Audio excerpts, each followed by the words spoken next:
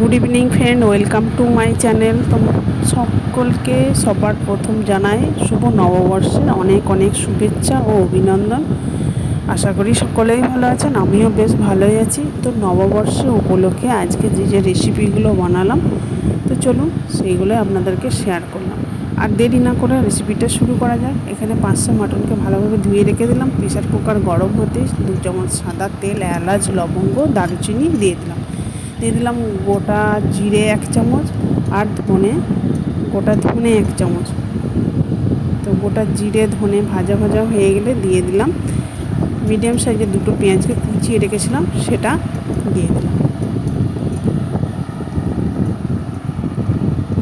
এরপর দিয়ে দিলাম 3 থেকে 4টি কাঁচা লঙ্কা কুচিয়ে রেখেছিলাম, সেটা দিয়ে দিলাম। এবারে মাটনটাও দিয়ে দিলাম। যে যেখান থেকে বসে আমার ভিডিওটা দেখছেন, দেশ ও দেশের বাইরে থেকে, একটা লাইক দিয়ে কন্টিনিউ করার অনুরোধ রইল। এরপর কিছুক্ষণ কষিয়ে নেব। এরপর দিয়ে দিলাম 1 চামচ আদা ও রসুন বাটা একসাথেই পেস্ট করে নিয়েছিলাম, সেটা দিয়ে দিলাম। স্বাদ মতো লবণ দিয়ে দিলাম। আরও কিছুক্ষণ কষিয়ে নেব, না কাঁচা গন্ধটা যতক্ষণ না চলে যাচ্ছে আদা রসুনে। দিয়ে দিলাম জিরে গুঁড়ো 1 চামচ, ধনে গুঁড়ো 1 চামচ। তো শুকনো মশলাটা যাতে পুড়ে না যায়, আমি দেখুন সামান্য জল দিয়ে দিলাম। মশলার বাটিটা ধুয়ে 2 থেকে 3 চামচ হবে, দেখি বুঝতে পারছেন। এরপর ঢাকা দিয়ে আমি মাংসটাকে আগে সিদ্ধ করে নেবো 4 থেকে 5টা সিটি দিয়ে। তো দেখুন মাংসটা সিদ্ধ হয়ে গেছে। উনুনটা আবার জ্বেলে দিলাম। এরপর সবজি দিয়ে দেবো কিছু, আলু, গাজর আর ক্যাপসিকাম। তো আপনাদের অন্য কিছু সবজি যদি পছন্দ হয় অন্য কিছু দিতে পারেন। তো সবজিগুলো দেওয়ার পরে আরও কিছুক্ষণ কষিয়ে নেবো। সবজিগুলো লবণ দিয়ে দেবো সামান্য। তো আমি মাটনটা কষার সময় লবণ দিয়েছি, সেটা খেয়াল রেখে লবণ দিতে হবে।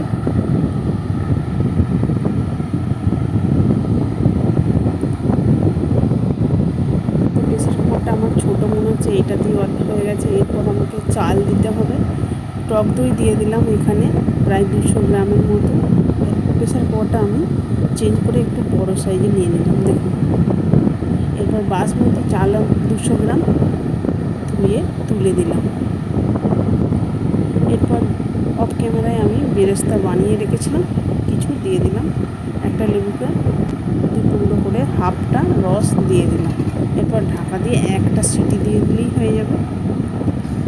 দেখুন আমি নামিয়ে নিলাম। কতটা সুন্দর হয়েছে। তো বাড়িতে আপনারা অবশ্যই একবার হলেও বানিয়ে দেখুন, কেমন হলো জানাতে ভুলবেন না। আর ভালো যদি লেগে থাকে লাইক, কমেন্ট, শেয়ার করে দেবেন বন্ধু বান্ধবদের কাছে। যারা আমার ইউটিউব চ্যানেল থেকে দেখছেন, একটা সাবস্ক্রাইব করে পাশে থাকবেন। পাশে থাকা বেল বাটনটি অল করে রাখুন, তাহলে আমার নতুন নতুন রেসিপি ছাড়ার সাথে সাথে সবার আগে আপনার কাছে পৌঁছে যাবে। এরপর দেখুন এখানে পায়েস, পাঁপড়, মিষ্টি, খেতে কিন্তু দুর্দান্ত হয়েছিল। ভিডিওটা শেষ পর্যন্ত দেখার জন্য অসংখ্য ধন্যবাদ। তো পরবর্তী রেসিপি নিয়ে কাল আবার হাজির হয়ে যাব আপনাদের কাছে।